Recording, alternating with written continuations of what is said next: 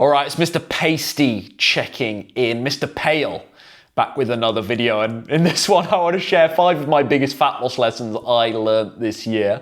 A lot of you have really kindly remarked in my comment section, especially over the last 6 months, about my improved leanness. It's really kind, really validating, because yeah, I have got a little bit leaner this year, especially over the summer months, and I've been able to maintain it right through. I'm very, very glad to say. And I want to share with you today 5 of the insights that I think have been big contributors to that, just a little bit of leaning down. And no more so than number 1 here, which is the idea of one new sexy meal in your rotation can really fix everything.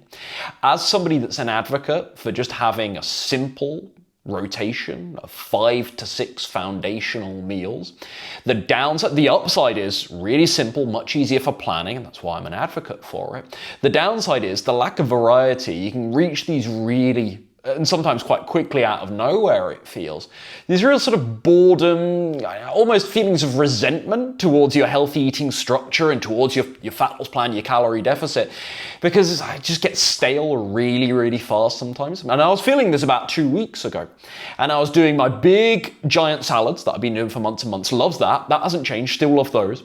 And after the giant salad in the evening, that was kind of the appetizer, I was then having my TVP lean stir-fry soup, if you're familiar with my recipes from Instagram. And yeah, love the soup, but 3 months of that, I was getting bored, it was getting stale. It's also another really high, it's a low calorie, but another high volume meal alongside the giant salad. I was just really bloated and sluggish after eating that meal, and that's fine, it was the evening, but just getting a bit tired of that whole routine. Both taste-wise, but also then physically, digestion-wise. And so, this is an interesting insight here would be, your instinct always has the answer. Your intuition always has the answer. One day I was coming home and I was thinking about the giant salad, the soup, and I was like, ugh, no, can't do it. And historically, don't know about you, but this is when I've started to go, we'll just order pizza then. Let's go and get Chinese takeout. Let's do that. Using the boredom with my healthy diet as a pretext, as an excuse to go and eat something completely inappropriate and totally derail fat loss for that day, so perhaps even that week, by overcompensating then with ridiculous calorie consumption. But instead, having this mentality, every now and again, I just need to add one new sexy meal, and it's amazing what that does, because my instinct on that evening was telling me, no, you need something light. You're having these 2 high volume meals with the giant salad followed by the stir fry soup.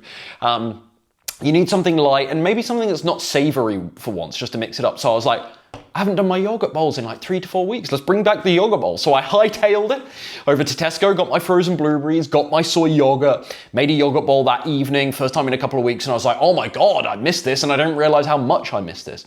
And that was it. I woke up the next day and I was lifted and I was excited about my nutrition again after things were starting to feel flat, especially with those couple of meals later in the day. Breakfast is always fine for me. I always enjoy my breakfast over the years.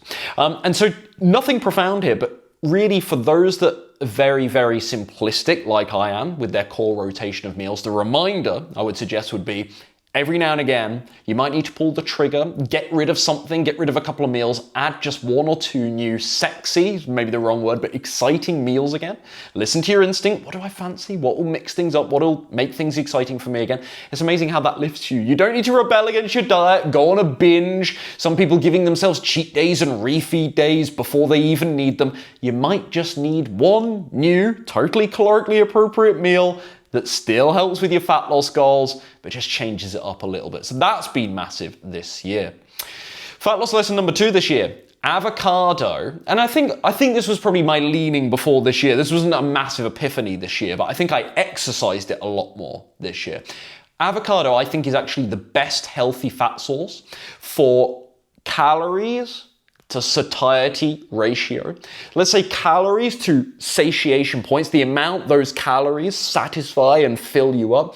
I think avocado really trumps the other fat sources that I'm often using, such as tahini or just straight nuts and seeds, or maybe nut butter. I don't use peanut butter so much, bit of a flight risk for me still to this day.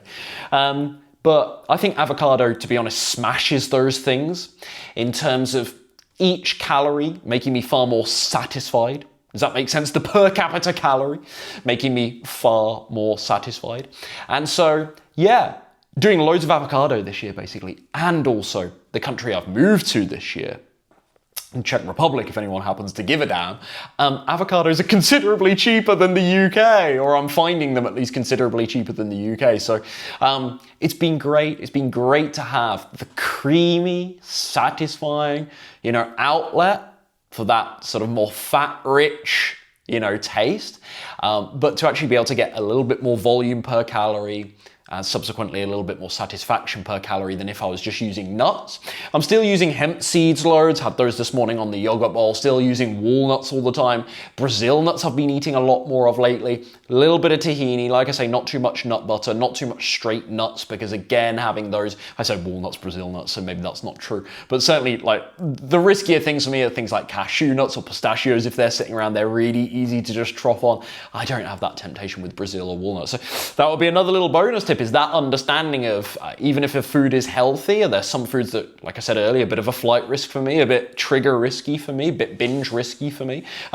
Those foods, even after all the relationship with food change that I've undergone, there's still those foods that I have a bit of a soft spot for and I can get a little bit more likely to get carried away with. Avocado, easy.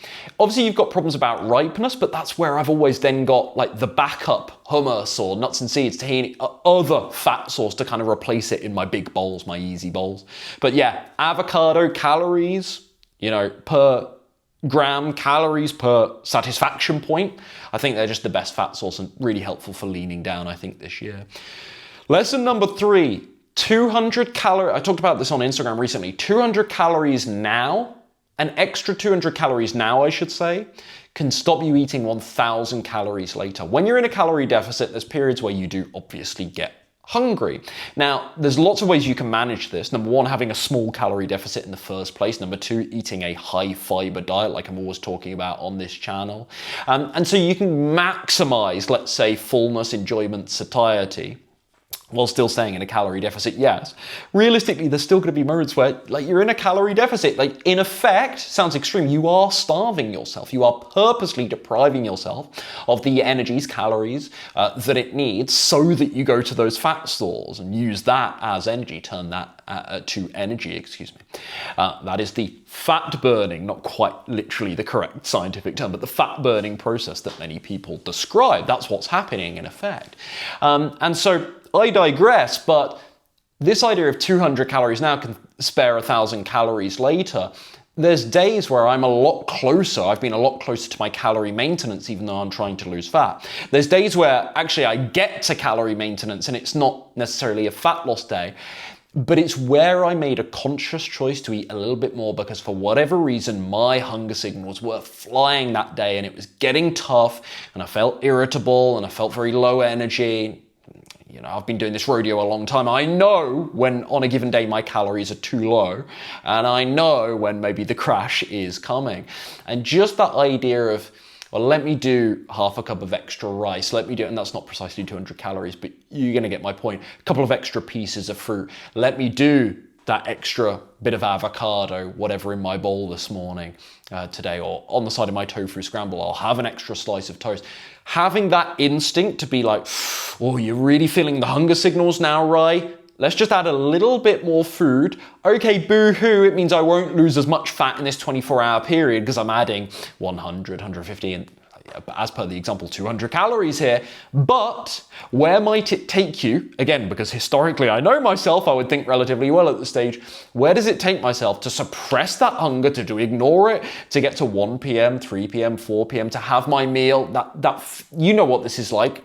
If you've had any experience with weight loss or any kind of more extreme, let's say, version of dieting, weight loss in the past, to have a meal and you're still not satisfied immediately after it, it's almost the worst feeling in the world. It's such a tease. You finally get to eat food, you've been in a calorie deficit for ages, you're losing fat, you eat that meal, you're still hungry after it.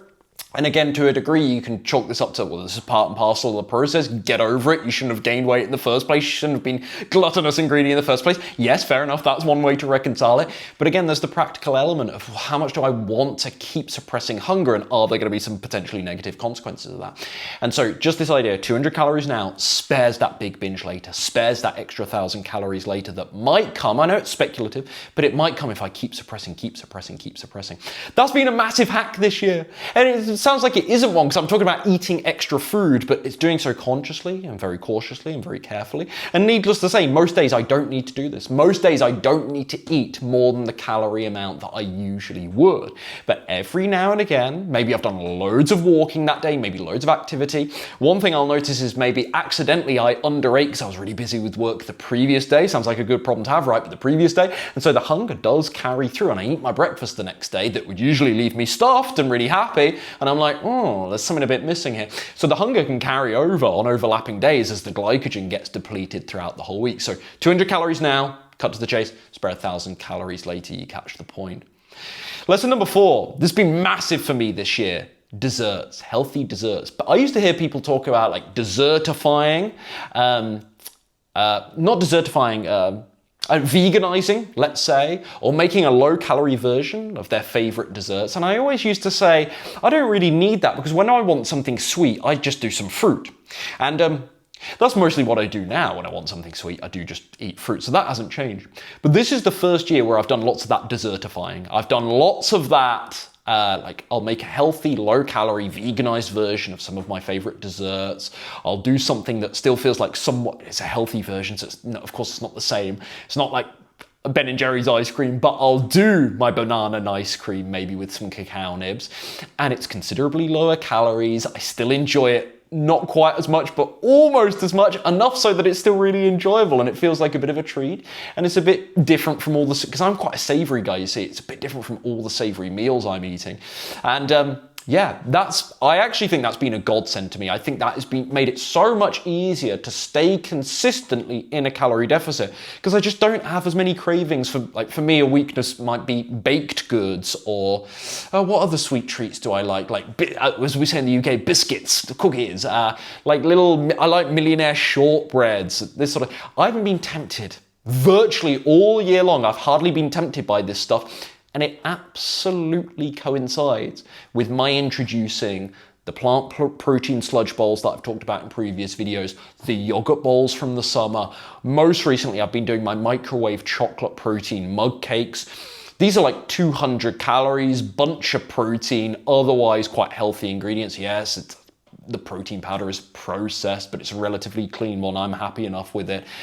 So much better than eating sticky toffee pudding, as I say. So a chocolate pudding from a restaurant or a bit of cake that will be 400 calories, goodness knows how many grams of fat, goodness knows what else is in there, right?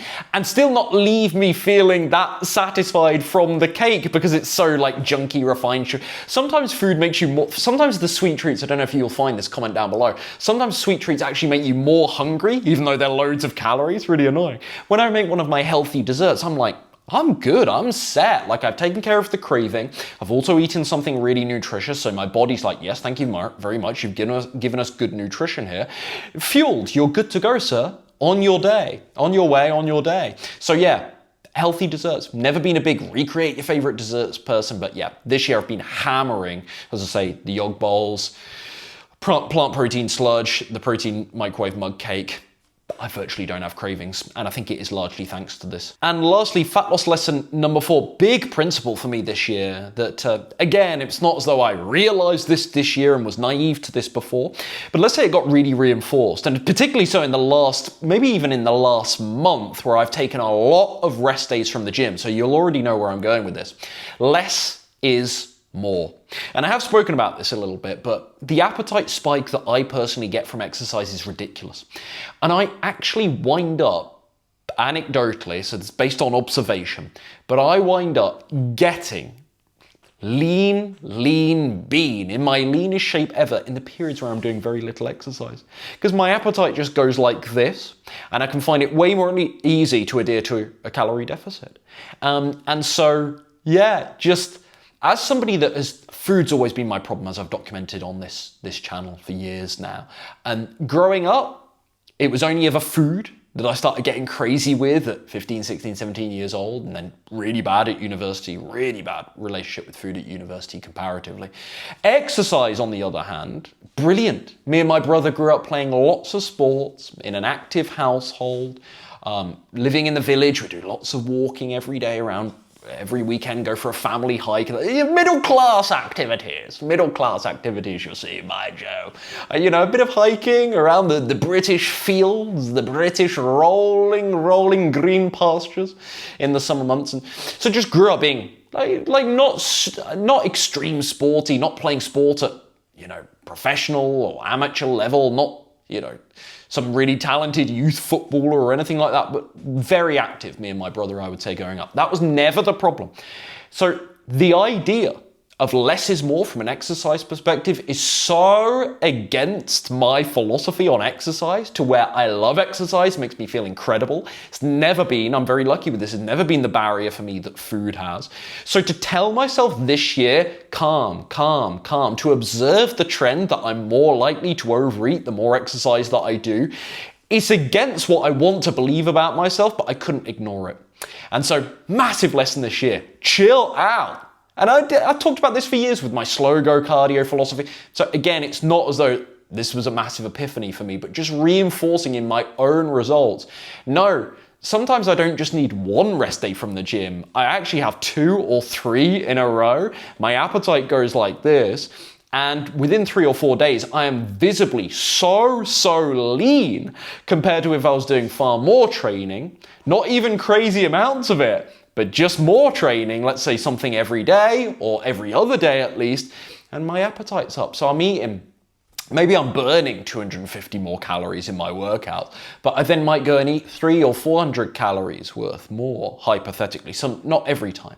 But this was happening to me, like an overcompensation because of the glycogen depletion, which is really easy to do with intense exercise. And one thing that's worth saying about me, I don't post workout videos, anything like that. It's not really my forte, my domain, something I'm particularly comfortable with.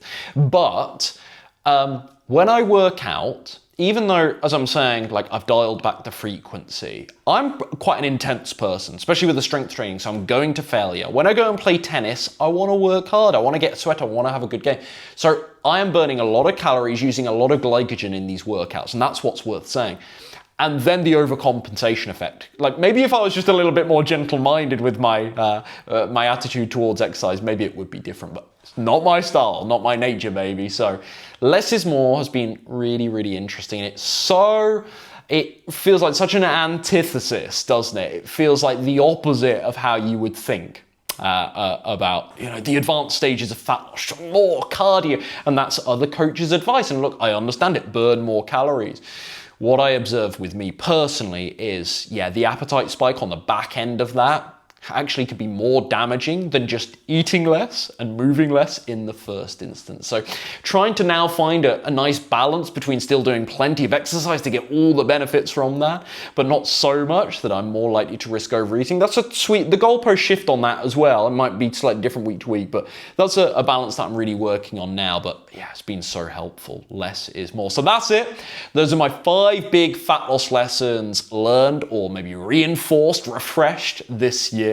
If you're a vegan or a plant-based dieter like yours truly and want to get in your best shape ever in 2026, I still have January start dates on Vegan Slim and Sustain available. They are going like hotcakes, so link, and that's not some marketing spiel, by the way. I was full on virtually every single possible start date, start spot, 3 per week, all the way through this year, all the way through 2025. So January and February now are already about 75% booked. Now, January and February start dates are already, the start of the year in my industry, as you can imagine, is absolutely bananas. It's mental. So hit me up now, reach out now if you're interested in locking in one of those January start spots for yourself on Vegan Slim and Sustain for my coaching. Link down below somewhere. See you in the next video anyway.